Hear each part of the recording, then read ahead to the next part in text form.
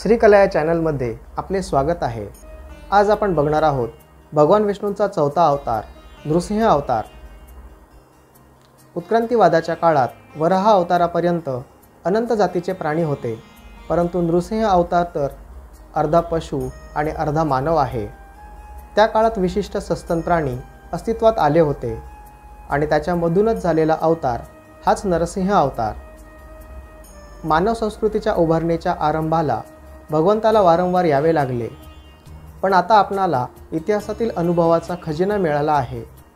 भगवंताने आपल्याला वेद दिले आहे, श्रद्धा आणि कर्तृत्व शक्ती दिली आहे। आपण त्यावर कामे केली पाहिजे, विकास केला पाहिजे। हिरण्यकश्यपूला असे वाटत होते की ह्या जगात जागृत लोकांनी एखाद्या शक्तीच्या सहाय्याने आपल्या भावनेला ठार मारले आहे, त्यामुळे मला क्रूरपणाने हा दैववाद काढून टाकला पाहिजे। तो म्हणायचा की हे लोक मूर्ख आहेत, ते भगवान आहे असं म्हणत आहेत आणि त्याचे पूजन करत आहेत। हे लोकांच्या डोक्यातून काढून टाकले पाहिजे। खा प्या मजा करा असे तो लोकांना सांगत होता।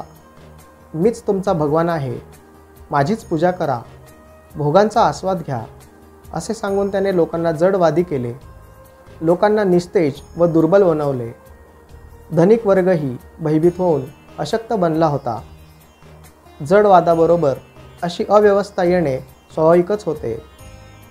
व्यवस्थित राहणे ही आपली प्रकृती आहे आणि अव्यवस्थित राहणे ही विकृती आहे। ज्यांना बंधने नको असतात, फक्त सवलती पाहिजे असतात, असे लोक भोगवादाकडे लवकर वळतात। श्रद्धावान आणि ईश्वरवादी लोक जडवादामुळे मनातच कुडत असतात। अशा काळात प्रल्हादाचा जन्म झाला। पुराणात अशी कथा आहे की प्रल्हादाची आई जेव्हा गर्भवती होती तेव्हा ती नारदांच्या आश्रमात होती। तिथे तिने नारदांकडून दैवी विचारांचे श्रवण केले होते। प्रल्हाद जडवादी राक्षसाचा मुलगा होता, पण त्याने गर्भवासात दैवी विचार ऐकले होते, त्यामुळे तो दैवी विचारांचा व महातेजस्वी झाला होता। तो लहानपणापासूनच ईश्वरवादी होता।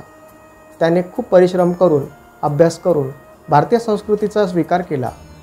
मनुच्या संस्कृतीनेच मानवाचा विकास होऊ शकतो, तीच श्रेष्ठ आणि चिरंतन संस्कृती आहे असे समजून तो तिचा पूजक बनला। त्याने प्रजेच्या अंतःकरणात असलेल्या क्रोधाग्नी जागृत करून त्याला व्यवस्थित स्वरूप देण्याचा प्रयत्न केला आणि कार्याला आरंभ केला। परंतु प्रल्हादाने दैव विचारांकडे जाऊ नये, तो जडवादी बनावा यासाठी हिरण्यकश्यपूने खूप प्रयत्न केले। 2 प्राध्यापकांना त्याने देवाचे नाव घ्यायचे नाही असे प्रल्हादाला शिकवण्यासाठी पाठवले, पण त्याचा काहीच परिणाम प्रल्हादावर झाला नाही आणि हिरण्यकश्यपूचा संताप झाला। तो म्हणाला की दैवी संस्कृती ही दुबळ्या लोकांची संस्कृती आहे।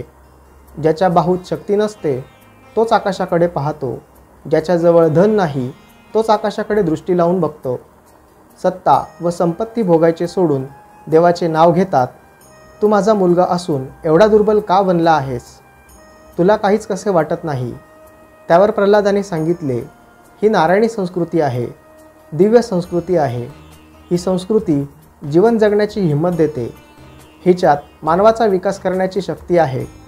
त्यावेळी हिरण्यकश्यपू प्रल्हादाला रागावून म्हणाला की तू मूर्ख आहेस, माझ्या वंशात तू शोभत नाही असे म्हणून हिरण्यकश्यपूने त्याला मारण्याचे अनेक कट रचले। त्याला अनेक पद्धतीने मारण्याचा प्रयत्न केला हे आपल्याला माहीत आहे, परंतु प्रल्हाद शांत राहिला। एक दिवस हिरण्यकश्यपूने जनसभेत घोषणा केली की जर प्रल्हादाने लोकांना दैववादी विचार करण्याचा प्रयत्न केला तर त्याला मी शिक्षा करण्यास मागे पुढे पाहणार नाही, त्याला कडक शिक्षा करीन। आणि प्रल्हादाला कैद करून सभेत आणले आणि म्हणाला की तू माझे सांगणे ऐकत नाहीस। तुझ्या आकाशातील देवाला तू कधीतरी पाहिले आहेस का? तो तुला भेटला आहे का? तू प्रजेला का बिघडवतो आहेस? तू रडके व दुबळे जीवन का जगतो? तुझा भगवान काही करत नाही, तू माझ्या विचारांप्रमाणे वागले पाहिजे। प्रल्हाद म्हणाला की बाबा, हा दैवी उत्साह आणि आनंद ही खूप वेगळी गोष्ट आहे। प्रभूशक्तीचा आनंद खूप आहे। हे ऐकून हिरण्यकश्यपू मोठ्याने ओरडू लागला, मी तुला आत्ताच्या आत्ता मारून टाकतो, कोणी तुला वाचवणार नाही। तेव्हा प्रल्हाद म्हणाला, कोणाला जन्म देऊन मोठा करण्याची हिंमत आईबापात नाही। प्रभूशक्तीशिवाय कोणातही जन्माला घालण्याची आणि वाचवण्याची शक्ती नाही। प्रभूशक्तीनेच मला प्रत्येक वेळी आपत्तीतून वाचवले आहे, हे तुम्ही पाहिले आहे आणि मी प्रत्यक्ष अनुभवले आहे. सगळे भगवंताची मुले आहेत. सगळ्यात प्रभू चैतन्य आहे, म्हणून मी त्याच्यामध्ये जाऊन बसतो. तुम्ही दुराग्रही बनले आहात. तुमच्या डोळ्यावर मोहाचे पटल चढले आहे. तेव्हा हिरण्यकश्यपू म्हणाला, तो तर सर्वत्र आहे म्हणतोस ना, तर ह्या निर्जीव खांबात आहे का तुझा भगवान? यात काही तेज आहे का? तेव्हा प्रल्हाद म्हणाला, या खांबातही ती शक्ती आहे. तेव्हा हिरण्यकश्यपू म्हणाला की या खांबाला मी लात मारून पाडू शकतो. हिरण्यकश्यपूला एक वरदान मिळाले होते की त्याला कोणी मारू शकणार नाही. तो पशुकडून मरणार नाही. सृष्टीतील कोणताही प्राणी त्याला मारू शकणार नाही. दिवसा रात्री, घरात किंवा घराबाहेर कोठेही कोणी त्याला मारू शकणार नाही. त्यामुळे आपल्याला मरण येणार नाही असे त्याला वाटत होते. असे प्रल्हाद आणि हिरण्यकश्यपूचा संवाद चालू असताना भगवंताने निर्जीव खांबातून सिंहासारखे शौर्य असलेला एक नरवीर सिंहासारखी गर्जना करत उभा राहिला आणि क्रोधित होऊन म्हणाला की लात मारून तर पहा, तुझी मुंडकी छाटली जाईल. तू आम्हाला काय समजतोस? आणि तो हिरण्यकश्यपूवर धावून गेला आणि त्याला मारून टाकले. तो फार क्रोधित झाला होता. त्याची अक्राळ विक्राळ रूप पाहून तिथले लोक घाबरून गेले होते. तेव्हा प्रल्हाद त्याच्यासमोर आला आणि हात जोडून म्हणाला, तुमचे माझ्यावर खरे प्रेम असेल तर तुम्ही शांत व्हावे. आणि ते शांत झाले. तेव्हा प्रल्हाद म्हणाला की भगवान खरोखरच दयाळू आहे. नरसिंहानेच माझी लाज राखली. बाबा ज्यांना खांबाप्रमाणे निर्जीव समजत होते त्याच्यातून एकाच स्तंभाचे चैतन्य उसळून आले. त्यामुळेच मी वाचलो. तो प्रभूच आहे. त्याच्या विचारातच मग्न होऊन त्याचे ध्यान करताच प्रल्हाद समाधिस्थ झाला. त्याने लोकांना सांगितले की भगवंताचे आपल्यावर खूप प्रेम आहे. प्रत्येक संकटात भगवान सहाय्य करतात. आपल्या आपण नामस्मरणात वेळ घालवावा आणि त्याचाच आनंद घेऊया. त्यावेळी नृसिंहाने 5 जन्य शंख वाजवून त्याला जागे केले आणि म्हणाला, उठ, उभा राहा, मी आलो आहे.